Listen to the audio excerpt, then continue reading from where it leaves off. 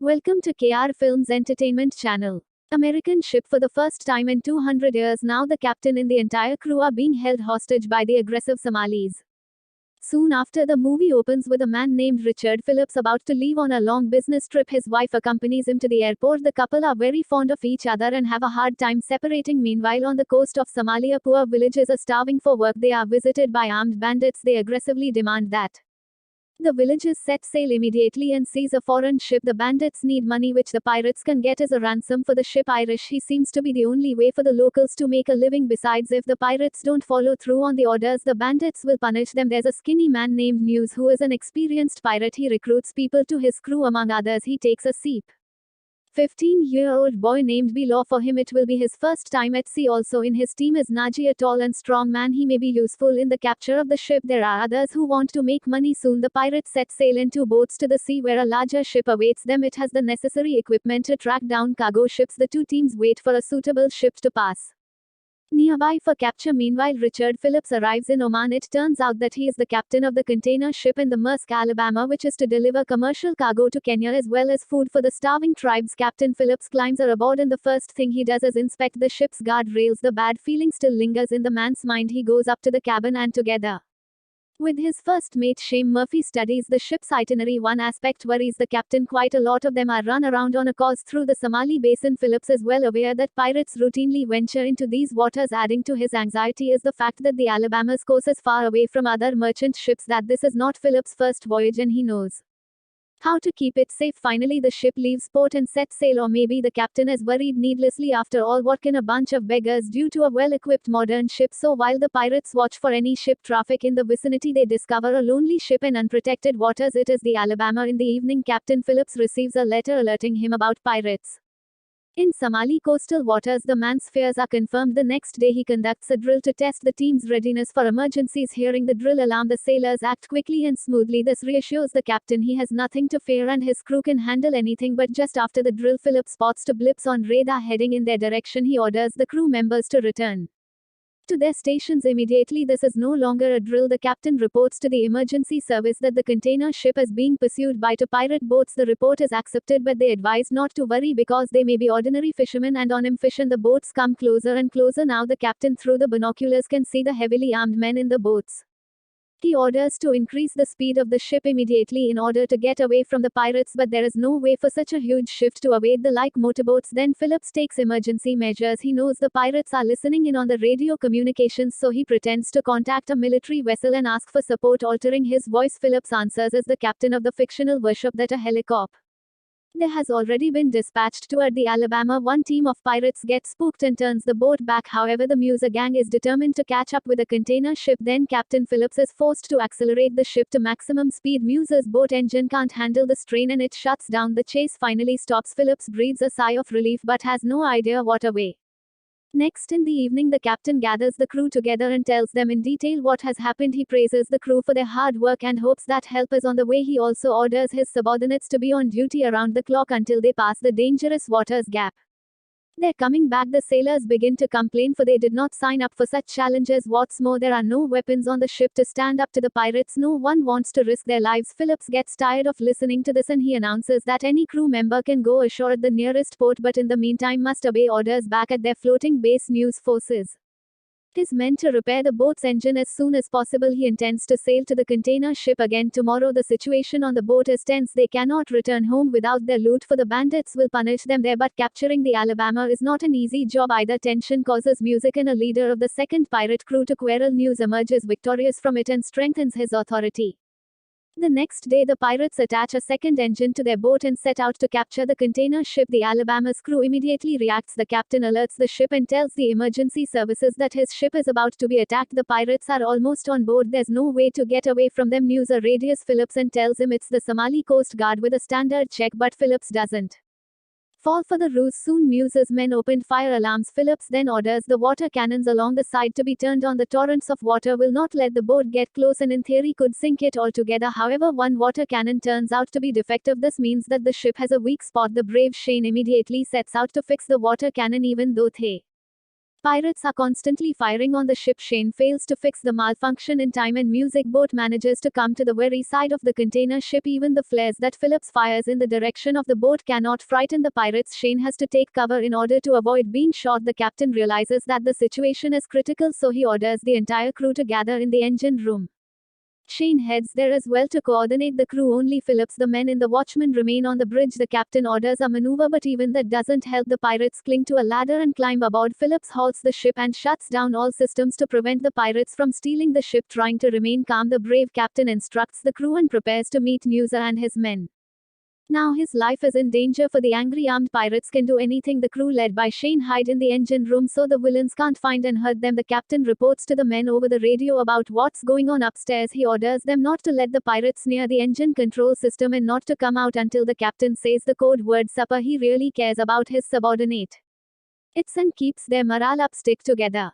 And will be all right. They have to hold out until help arrives. True, it is unclear whether anyone is going to rescue them at all. The pirates easily make it through all the barricades. They burst into the control room and point their weapons of the hostages. The captain outwardly continues to remain calm and even friendly. The pirates speak little English and promise not to harm anyone. All they want is money. Phillips suggests yes, that the pirates take the money that is in the safe. There is about $30,000 there. However, the smug Mirza refuses. He knows that the container ship and the hostages can be worth several million. Phillips says the ship is out of commission because they were going at top speed, but Mirza doesn't believe it. He goes to the control panel, presses all the buttons, but nothing happens. Then the pirate realizes that he needs the crew members to start the ship and stealing. Phillips, however, pretends not to know where his crew is hiding. Noosa makes an announcement over the speakerphone. He will deal with everyone in the cockpit of the ship's crew. Doesn't show up in a minute, except that the captain has ordered them to sit still until he says the code word on the loudspeaker, so no one moves from their position. The pirates start to freak out.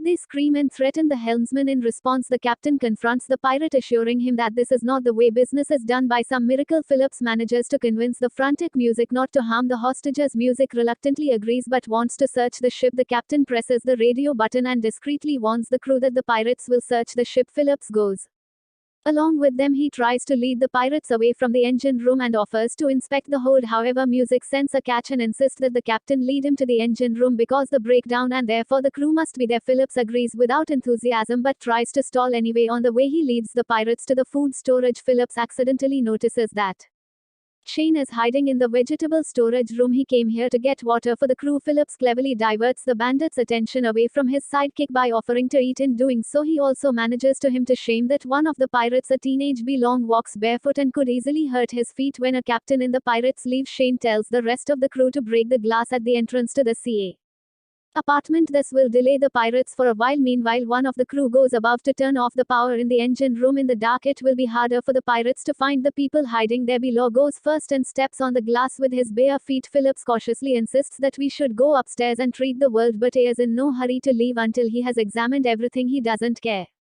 For Beall screams. The pirate is sure that this is where the sailors are hiding. Soon one sailor manages to sneak past the pirates and knock out the lights in the engine room. In the pitch black, music becomes even more furious and threatens Phillips again, but he soon calms down and sends the captain upstairs with the law, for they are useless anyway. Museum self remains in the dark and continues to look for the crew.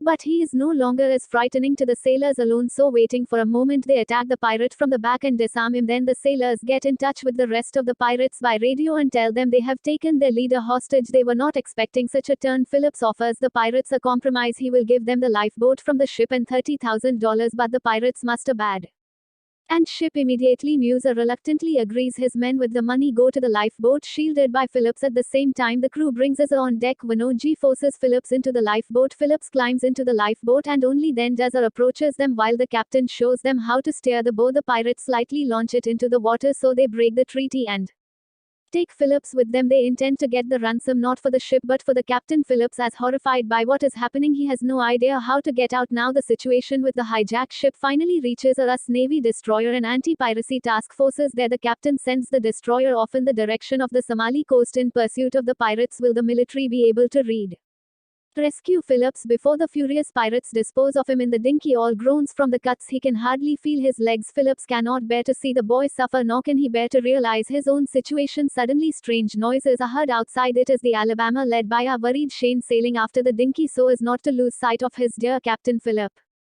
Feeling a little better in the morning, the captain wants to arouse the pirates' conscience and tells them that the Alabama was carrying food to starving countries. This includes Somalia, but museum differently declares that no help can be expected from the big countries. Their ships catch all the fish off the coast of Somalia and the locals are left without work. For your fishermen. Yeah, we are division. Phillips feels sorry for his tormentors and decides to treat Bilaw's wounds. There is a kind of mutual sympathy between the teenager and the captain. After all, Bilaw is just a child. He cannot be blamed for his fate on the destroyer. It becomes known that the media has learned of the captain's kidnapping. Now, if possible, everything has to be resolved by peaceful negotiation.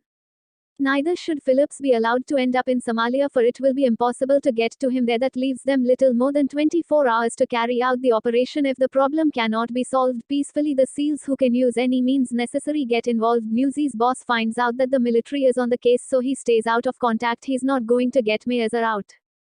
You'll have to make his own way to shore. The pirates have just been abandoned, but Musa won't to admitted. Meanwhile, the boat runs out of water and there's almost nothing to drink. Suddenly, the piercing horn of a destroyer can be heard outside. The terrified, nervous pirates are contacted by the military. Demands $10 million, but the pirates are offered water and food instead than a ghost.